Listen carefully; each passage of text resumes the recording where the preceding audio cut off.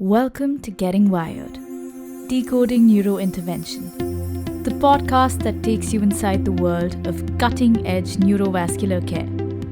Hosted by Dr. Rajeev Sivasankar, a highly experienced interventional neuroradiologist, this series is dedicated to unraveling the techniques, innovations, and real-world challenges of neurointervention. Each episode features in-depth discussions, expert insights, and case-based learning from some of the most experienced masters in the field. From advanced procedural techniques to the latest breakthroughs, this is the go-to resource for specialists looking to refine their skills and stay ahead in the ever-evolving landscape of neurovascular intervention. Get ready to learn, explore, and master the art of neurointervention. This is Getting Wired.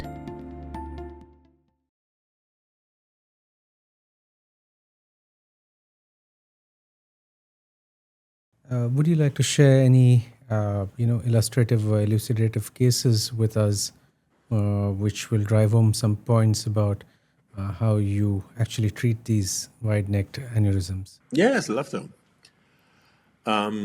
Should I share my screen now? Yes, please do. So I think this was an incidental finding in an 68-year-old woman. She had two aneurysms. What I want to point out especially is here, this is a complex trifurcation. Has wide neck, bizarre form, doesn't have a real dome. And so that's the bigger challenge. We treated both aneurysms in one setting. The proximal ICA aneurysm was not a big issue. That was just placing a flow diverter. The problem of this patient was that we had some issues with antiplatelet medication because she was mandatory on rivaroxaban. And so there was the question if we should do triple treatment, triple antithrombotic therapy, rivaroxaban plus DAPT, and that's known to have a higher bleeding risk. Yeah? So the aim was to use HPC-coated laser cut stent and also an HPC-coated flow diverter stent. Now, but the flow diversion is a big vessel. It's not so much a problem with a good flow and with single antiplatelet plus rivaroxaban. But the trifurcation was a little bit more difficult there, so difficult to access and with elongated vessels at the aortic arch. And so that's why I selected here, obviously, transradial access. Sometimes that's just easier. That's the carotid aneurysm, but the real issue is the distal trifurcation aneurysm. I will go for that. The flow diversion part is not so much interesting. Let's go.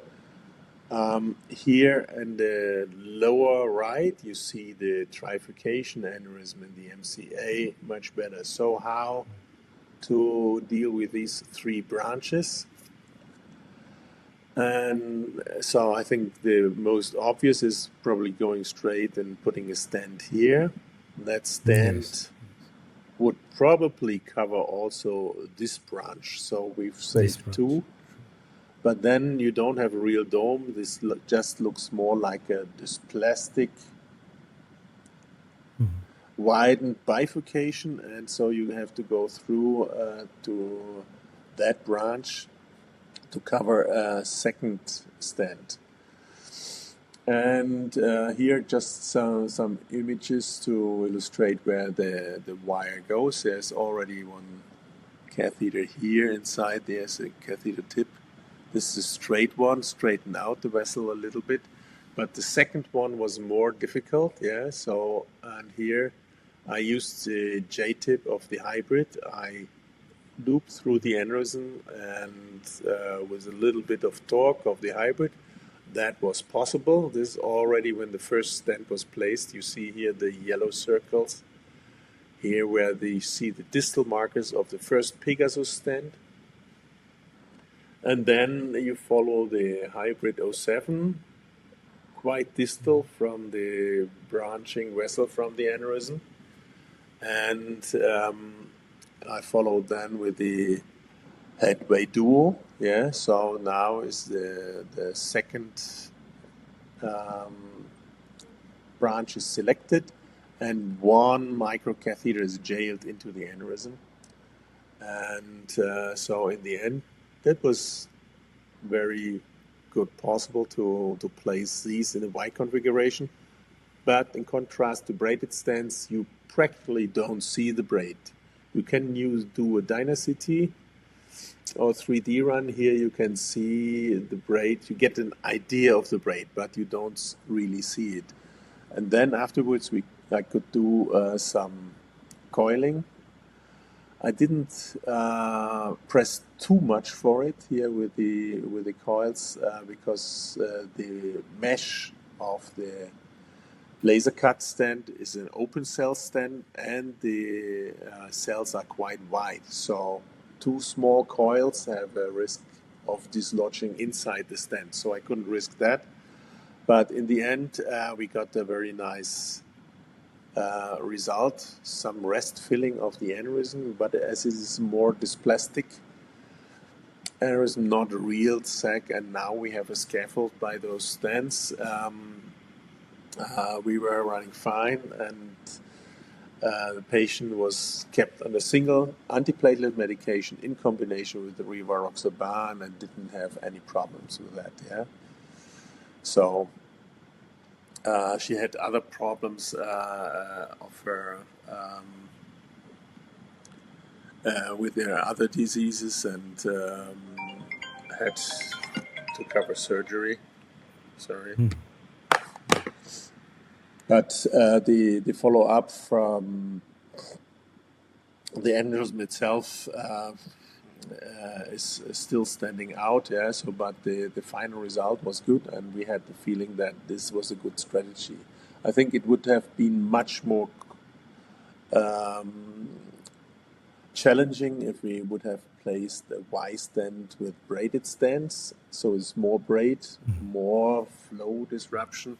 Then running only with single antiplatelet medication might have been an issue, especially with the wide neck and the contact to the coils there. So, Right. That's very nice. So Pegasus and an Evo, you said. yeah, and in another situation, I might have done that when I have the full freedom of dual antiplatelet medication. I think I might have used the braided stent, so to have a better understanding also how the stent opening is, how I remodeled the aneurysm neck, and then I could have been also more aggressive with coilings. Then I would have put more dense packing. But with the laser cut stent, I think, and without balloon in this complex trifurcation, I didn't feel comfortable to be too aggressive with the coiling. I think if there's a recurrency, I can still go back. So it's then I can see where I still need some coils, but I didn't want to overdo it. MCA bifurcation, and if I lose one branch or all of them, then the implications are big. Yeah, so I was favoring rather doing a retreatment in this situation than being too aggressive with coils. In an elective situation and no other medical issues around for dual antiplatelet, I probably would have done Y stenting with Elvis Jr. and Evo, or maybe the vessels were small in this case, maybe also 2 juniors, yeah. So because then I can see what I'm doing.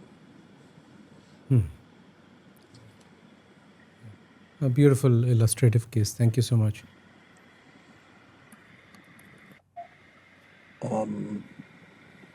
I was just thinking I could. I have somewhere this T stand,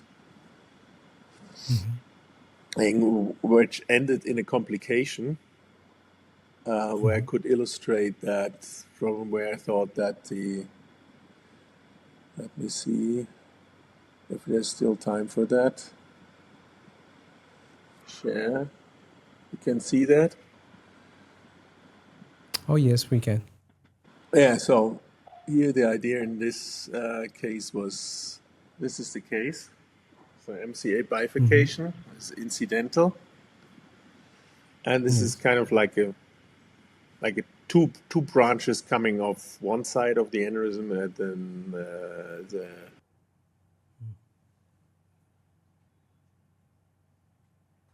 and I can also illustrate 7 millimeter.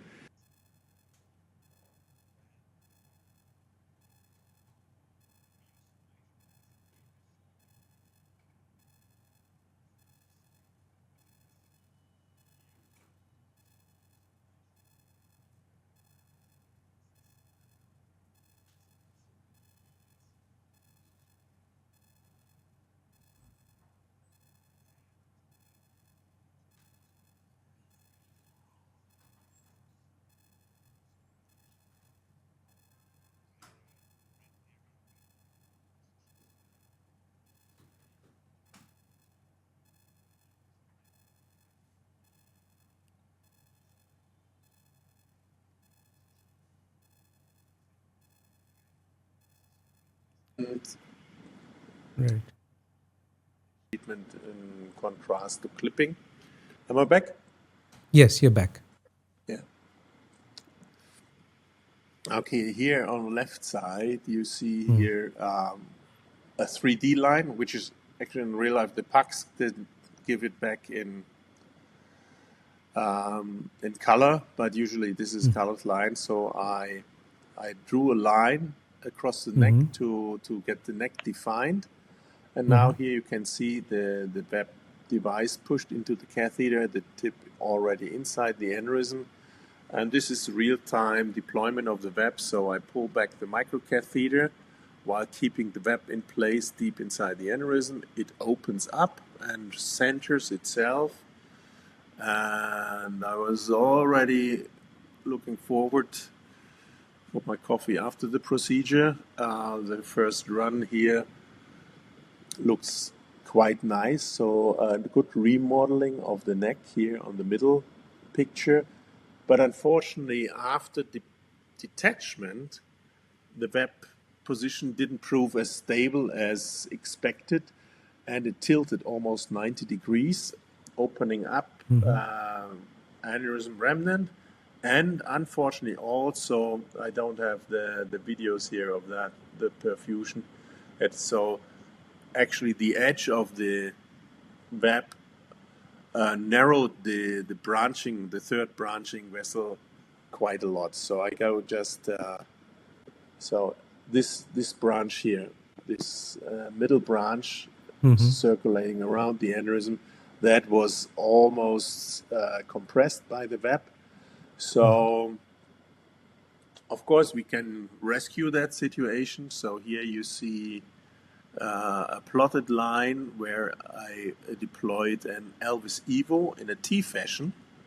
So the proximal part of the stent covering the trunco superior, the upper division here, and the lower division here is still completely patent to M1.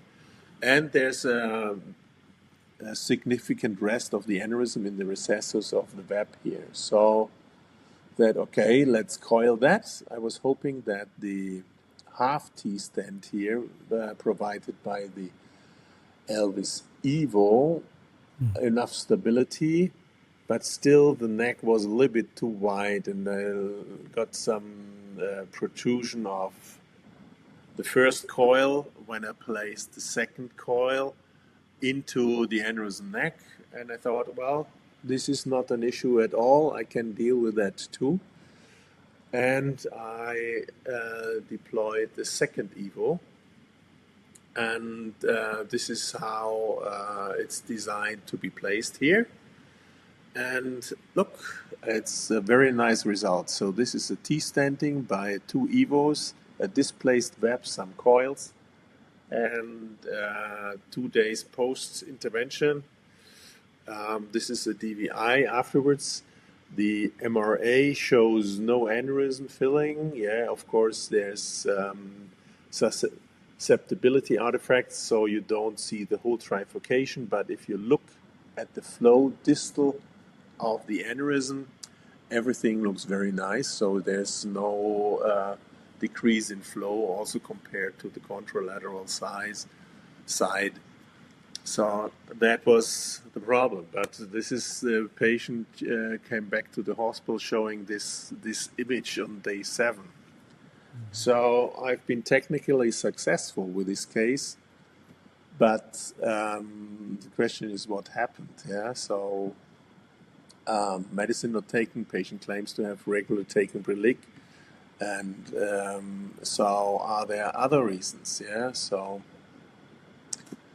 And we've been talking about that before, and so if we assume the patient has taken his medication and it was sufficiently inhibited, how can he get this big MCA infarction? Of course, he could have get a fresh embolus from somewhere else hooking up in the branch, but we tried to do a thrombectomy, but there was no way going through the stents anymore. And so slower flow in the trifurcation, like I pointed out here. So if you see coming here from below, this is the M1 on the left image, and the blood flow hits the struts of the fursum. So you create turbulence here, but then you have a free flow out to the middle branch. But this turbulent flow has to get through a second braid, and you have more turbulence here. And to my opinion, the most likely cause for that is that a thrombus formed at the most impaired flow side or most turbulent flow side. And this is was an image of the Virchow triad. Yeah, so hemodynamic changes are a very important factor. Of course, endothelial injury, dysfunction. But that should be dealt with the decrease of hypercoagulation. Yeah, so if I would have one branch less, I don't think that would have ever happened. So T-stenting, like this was in the end for a bifurcation, would have probably been perfectly well because it's only one flow barrier. In another patient, it might have gone well too, but I don't know. So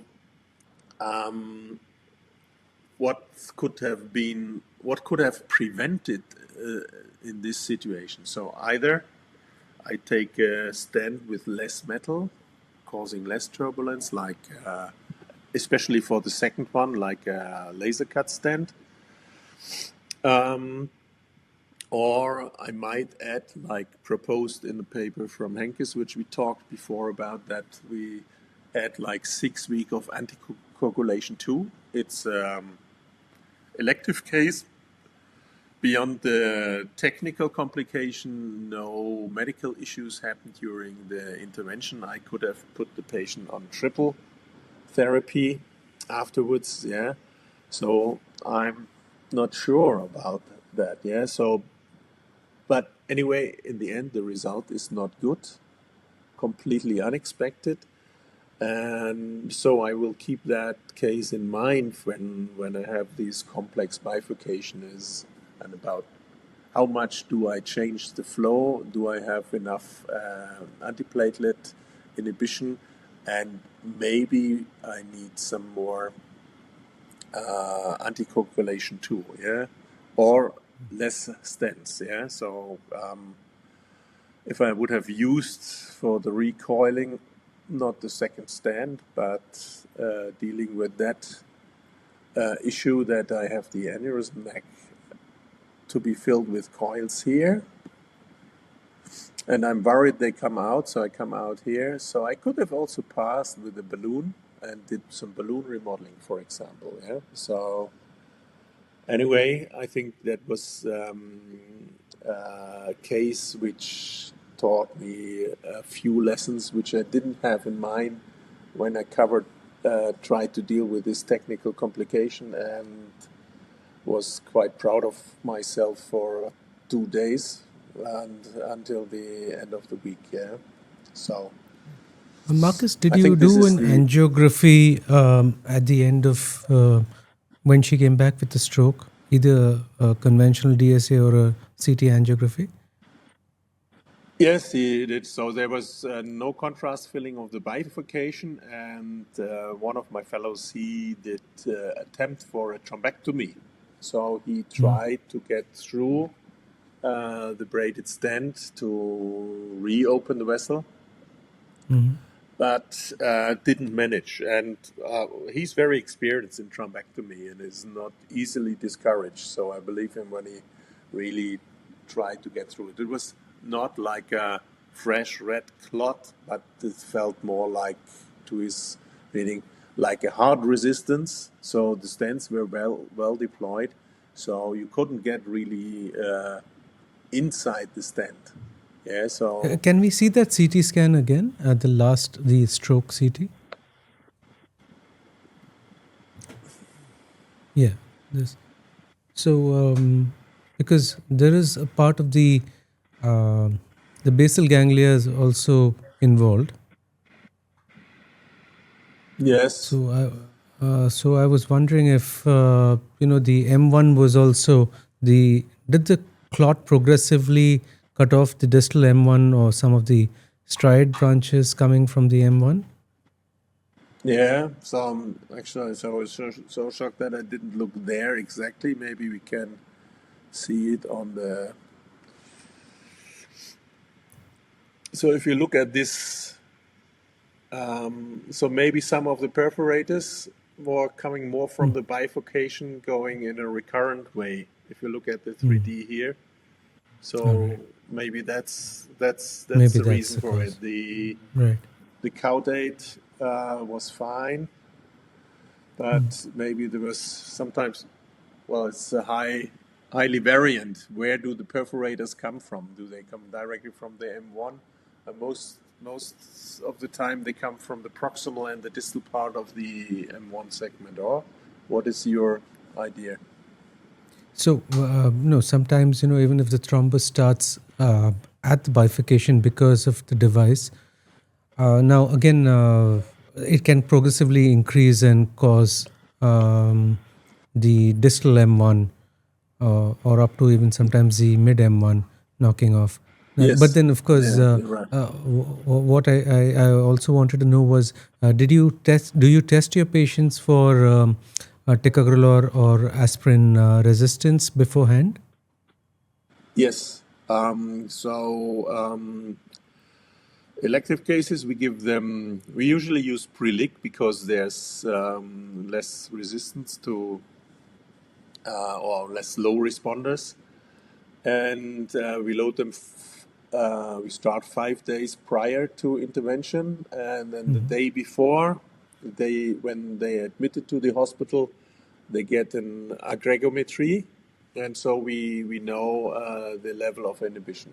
We usually start, then we give the second antiplatelet drug, IV aspirin, and in the procedure when we know we will place a stent. So, but he was well inhibited on the testing, yeah. So, and he claims he has taken the medication. When he was admitted to the hospital, that was a weekend, and we don't have access to aggregometry on the weekend, so we couldn't test the efficacy at the admission time to the hospital. And coming to the tilt of the web, do you think if you had used a balloon initially during the deployment, it would have offset the tilt? Yeah, that's a good point. I think yes, because I think the apposition was good, yeah, and but the angle into the aneurysm was not straight, yeah. So Yes. so you have an oblique angle, and maybe it wouldn't have happened when there was maybe I had still too much push force on the catheter when detaching. Yeah. And if I would have had a balloon inside here additionally, then I think that could have prevented it. I don't know for sure, but of course the detachment force, so then the tension inside the catheter system, so it might have been also that I should have released here a little bit more pull on the vessel. So here you see the catheter is still quite on the outside on the vessel in this loop. Yeah. So this is wide neck basilar bifurcation aneurysm. So it's the giant aneurysm, and the angulation of the neck of the vessel is quite unfavorable for direct navigation. Yeah. So what you can see here is again some 3D lines. This is some years ago when I did that. So, but these 3D lines were already available. You can plot them, and then you can turn them around and look what's the best angulation view for it. And strategy, of course, basal tip surgery was not really an option. Yeah, so P-conus and also in this size maybe a bit problematic. And the problem is, so there's the basilar tip is currently only consisting of the aneurysm, so some intrasaccular device is not sufficient. So rebuilding a scaffold and reconstructing the vessels, the posterior was kind of key.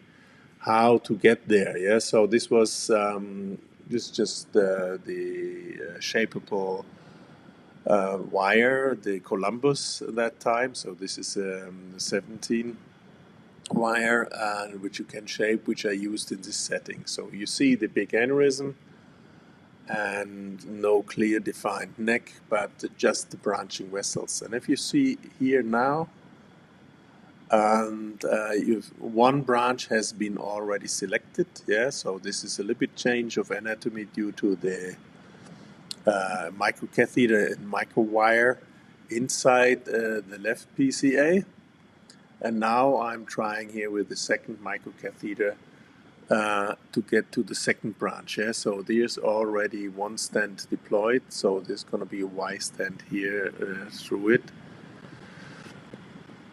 And I cut it down, shorten time is about, you see also on the second plane the different angulation. So I play with this wire to get direct here. So I try to hook here in the branch. Yeah, you see here it's here, and then I try to advance the microcatheter tip to the wire tip, and the advantage of the curve here, which is manipulated proximally on the wire, so that this curve is quite stable. So if you manage to keep that curve in place, then you'll be able to push the microcatheter deeper inside the vessel. So the micro wire stays in place, and here now you look on the right side here that I can push. The headway do is here in this case distal into the posterior, and then I can straighten the curve if I want to, and advance the wire more distal into the vessel and get the necessary stability for placing a stent later. Yeah, so this has been Y stenting with 2 Elvis Jr. That was the time before the Evo became available. Otherwise, I would have probably chosen the Evo as a second stent here to have even a better scaffold in this very dysplastic aneurysm. Here you see this is the 3D result after placing the stents. I did an extra 3D to see the deployment of the stents in a better way before placing all the coils, because then you have too many artifacts so to visualize the stents around the neck anymore. Yeah, so this quite a dense packing for this big aneurysm. And this is the final run. You see stasis here of the contrast inside the aneurysm. So you're going to expect some compaction, yeah. And but I think this is the best what we can offer for now for pure endovascular treatment of this giant bifurcation aneurysm in the basilar tip, yeah. And I have a couple of similar aneurysms. A few of them I have to retreat, yeah. So I just pack some more coils in a less complicated fashion. So I just go through the stent struts and fill the gap. And eventually, even those who have shown 2 or 3 times the recurrences, I get to a stable result over time. Yeah, so I don't treat every single inflow. So if I see a little bit increased inflow at the base, I check if this is progressive in 6 months. Then I go back for refilling. But I think if there's giant aneurysms which are partially thrombosed, you will find that more often. In this case, this is not partial thrombosed. I think the chances are much better for a stable result after Y stenting and coiling like that. This, I think, is a wonderful example of how stent-assisted coiling for these dysplastic necks is currently the most stable kind of treatment option we have in our armamentarium. Thanks a lot, Markus. I think that was a wonderful illustration of use of devices and strategies in wide-necked bifurcation aneurysms. So I think most of it we have covered in this, and despite having such a long night treating that complex stroke patient you had, I really thank you for making time out today to have this detailed and insightful discussion on this complex topic. I'm sure that a lot of this will change in the next 5 years with the advent of new hardware, newer devices, and better technology. But at this time, I think these are the options that we have. So thanks a lot, Markus, for helping us decode the strategies that we have for now. This was very complex as a topic to handle in such a short time, but you did a marvelous job of explaining your strategies and your thoughts. So see you soon, and we'll kind of catch up in some meeting or the other, I'm sure. Looking very much forward to that, Rajeev. Yeah, it's a pleasure for me. Thank you for guiding me through all the questions and giving me the option to share my experience and a few cases for that. I think that's a great initiative what you are doing with Getting Wired. So thanks again for inviting me. Thank you. Thanks a lot, Markus. That's a wrap on today's episode. If you enjoyed this conversation, don't forget to like, comment, and share. And for more insightful discussions, make sure to subscribe the channel.